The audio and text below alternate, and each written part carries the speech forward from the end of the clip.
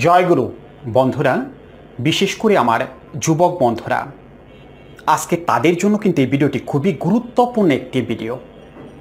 আজকে আমি এমন একটি রোগের কথা বলতেছি, এমন একটি মানসিক সমস্যার কথা বলতেছি, যে মানসিক সমস্যাটায় আপনারা জর্জরিত, আপনারা ক্ষত বিক্ষত, ধুকে ধুকে মরতেছেন কিন্তু বের হয়ে আসতে পারতেছেন না। এমন একটি মানসিক সমস্যা বা মানসিক রোগের কথা আজকে আমি বলতেছি। তার সমাধানের পথও আজকে আপনাদের আমি বলে দেব, কিভাবে এখান থেকে বের হওয়া যায় তার সমাধানের সঠিক পথও আজকে আপনাদের আমি দেখিয়ে দেব। ধৈর্য সহকারে ভিডিওটি দেখতে থাকুন। আর যারা বিপদনিক, বয়স 45, 50 বা 60 এরকম, কিন্তু তাদের মন থেকে কাম বাসনা দূর করতে পারতেছেন না, আজকে আমার সেই সকল দাদা ভাইরাও ভিডিওটি মনোযোগ সহকারে দেখুন, সমাধান পেয়ে যাবেন। আজকে সকালে এক লোক কল করে আমাকে বলতেছে যে স্যার, আমি একটা সমস্যার কথা আপনাকে বলতে চাচ্ছি। আমি বললাম হ্যাঁ বলেন, কি সমস্যা আপনার? পরে বলতেছে যে স্যার, আমি তো ওই নেশা থেকে নিজেকে বের করে নিয়ে আসতে পারতেছি না। আমার অতিরিক্ত কামক চাহিদা, অতিরিক্ত কাম উত্তেজনা, সারাক্ষণ মাথার মধ্যে খারাপ চিন্তা আসতে থাকে সারাক্ষণ। রাত্রে কাজ করেছি, অর্থাৎ রাত্রে ওই জঘন্যতম কাজটা করেছি, সকালবেলায় আবার মাথা জ্বালা হয়ে গেছে, আবার সেই একই কাজ করতেছি। স্যার, সারাদিন আমি 3-4 বার এই কাজটা করি, এখন আমি শেষ হয়ে গেছি, আমার এখন আর বাঁচতে ইচ্ছে করে না। আপনি আমাকে একটা উপায় বলে দেন কিভাবে এই সমস্যার সমাধান করা যায়।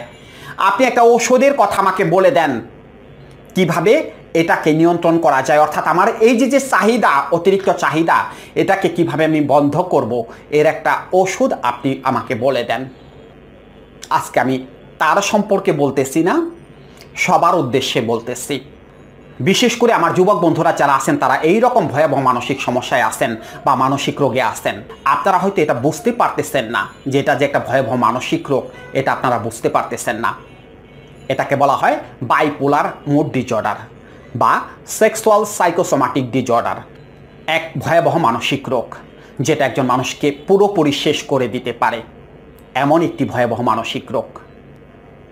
এই রোগীদের কোনো সেন্স থাকে না। যে ছেলেটা সকালবেলা আমাকে কল করেছে, সেই ছেলেটা আমাকে বলতেছিল যে স্যার, এমনও হয় আমার পরিবারের লোকজন যারা আছে তাদের নিয়ে আমার খারাপ চিন্তা চলে আসে, আমি নিজেকে কন্ট্রোল করতে পারি না। এটা এমনই এক রোগ, সেন্স লেস করে দেয়।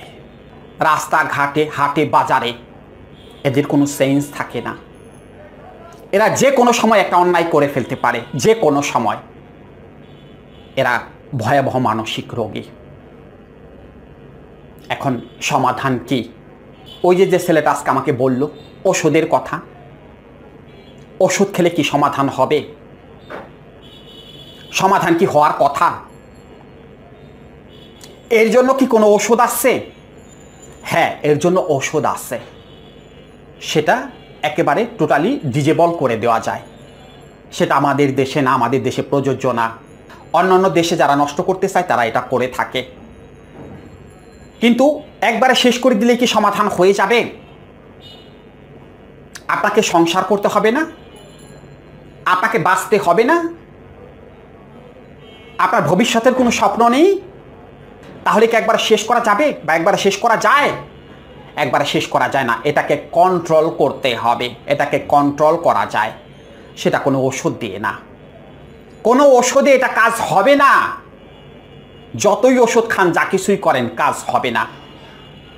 এর আগে আমাদের এই চ্যানেল থেকে বেলপাতার একটি ভিডিও দিয়েছিলাম, সেই ভিডিওটা দেখে অনেকে আমাকে খুব বিরক্ত করেছে। অনেকে বলেছে যে স্যার 10 দিন তো খাইছি, 10 দিন কম ছিল, পরবর্তীতে তো স্যার একই সমস্যা। হ্যাঁ, সমস্যা তো হবেই, এটা তো ফিরে আসবেই। ওই বেলপাতার ভিডিওটা ওটা ছিল যারা সাধনা করতে চায়, যারা সংসার ত্যাগ করতে চায় তাদের জন্য। বিষয়টা তো আপনারা বুঝতে পারেন নাই। সাধুদের জন্য, যারা নিজেকে সংযত করতে চায় সারা জীবনের জন্য এবং তারা কন্টিনিউ খেয়ে যায়। তাদের কাজে লাগে কেন? কারণ তারা নিরামিষ ভোজী। এই জায়গাটা একটু খেয়াল রাখার চেষ্টা করবেন। কারণ তারা নিরামিষ ভোজী, তারা মাছ মাংস ডিম এগুলো খায় না, তারা পেঁয়াজ রসুন খায় না। যেগুলো খেলে মস্তিষ্ক উত্তেজিত হয়ে যায় এই খাবার তারা পরিহার করে, এই খাবার তারা খায় না। তারা সাধনা করে, তারা সাধনার জগতে আছে। তারা নিয়মিত বেল পাতা, তুলসী পাতা আরও অনেক পাতা তারা খেয়ে থাকে নিজেকে কন্ট্রোল করার জন্য। কিন্তু আপনি মাছ মাংস খাবেন না, ডিম খাবেন না, দুধ খাবেন না, অন্যান্য প্রোটিন সমৃদ্ধ খাবার খাবেন না। এগুলো যাবে কোথায়? এগুলো যাবে কোথায়? এগুলো খেলে তো কাম বাসনা জাগবেই, এগুলো খেলে তো চাহিদা থাকবেই। তাহলে ওগুলো কি বন্ধ করে দিতে পারবেন? ওই খাবারগুলো কি বন্ধ করে দিতে পারবেন সারা জীবনের জন্য, যে না আর কোনো দিন আমিষ জাতীয় খাবার খাবো না, বন্ধ করে দিতে পারবেন? সেটা তো পারবেন না, সেটা তো পারার কথা না। তাহলে নিয়ন্ত্রণ কি করে করতে হবে? এখানে নিয়ন্ত্রণ করতে হবে মনের নিয়ন্ত্রণ, অর্থাৎ মনকে নিয়ন্ত্রণ করতে হবে। মাথায় যে একের পর এক খারাপ চিন্তা আসতে থাকে সেটাকে বন্ধ করতে হবে। সেটাকে বন্ধ করার জন্য চাই মনের নিয়ন্ত্রণ, মনকে নিয়ন্ত্রণ করতে হবে। সেটা কি ওষুধ দিয়ে?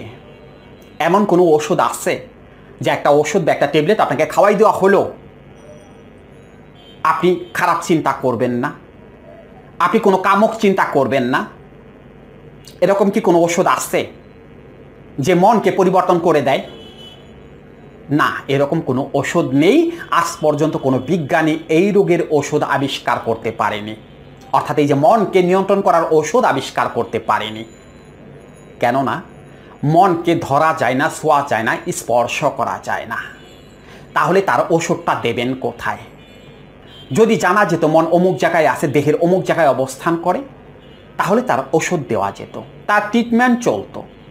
কিন্তু যেহেতু জানা যায় না মন কোথায় আছে, একটা অনুভূতির বিষয়, তাহলে তার ওষুধটা দেবেন কোথায়? তাহলে কি তার কোনো চিকিৎসা নেই?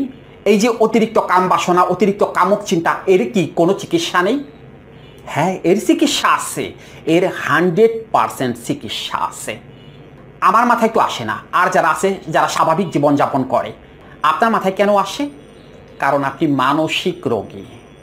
আপনার মাথায় কোনো পজিটিভ চিন্তা আসে না, কোনো ক্রিয়েটিভ চিন্তা আসে না।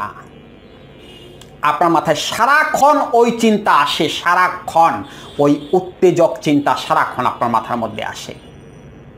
কেন আসে? আপনার কি এই সমস্যা, নাকি আরও কোনো সমস্যা আছে? ভালো করে মিলিয়ে দেখুন তো। আমি যে লক্ষণগুলোর কথা বলতেছি সেগুলো আপনি একটু আপনার নিজের সাথে মিলিয়ে দেখুন যে এই লক্ষণগুলো আপনার মধ্যে আছে কিনা। আপনি খুব বদমেজাজি টাইপের, কারোর সাথে খুব বেশি মিশেন না, আপনি একা একা থাকতে পছন্দ করেন।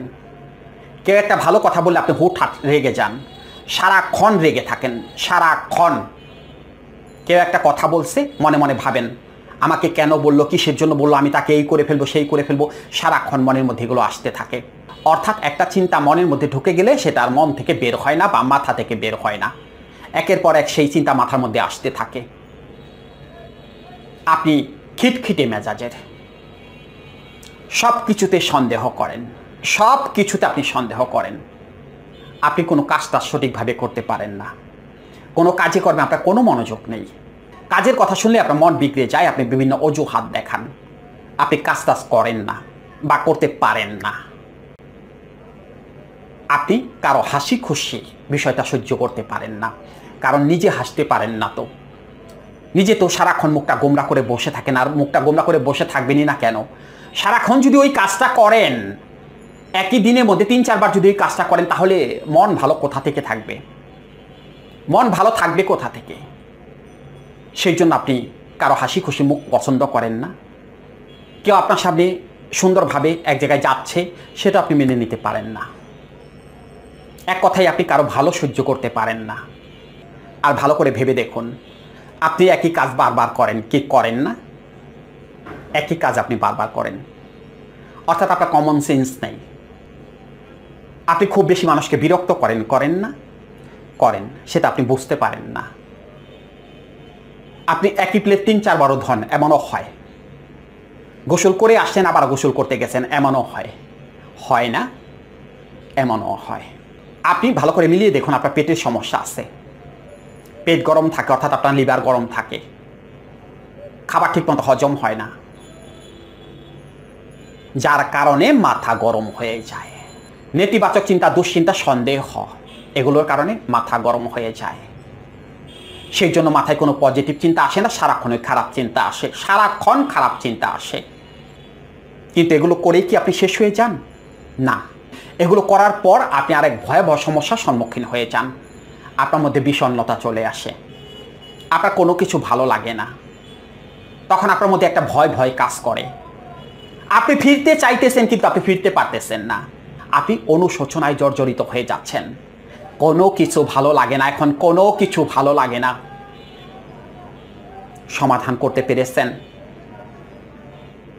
মনে মনে কান ধরেছেন, কবিরাজ তাবিজ দিয়েছে সেটা গলায় ঝুলিয়েছেন।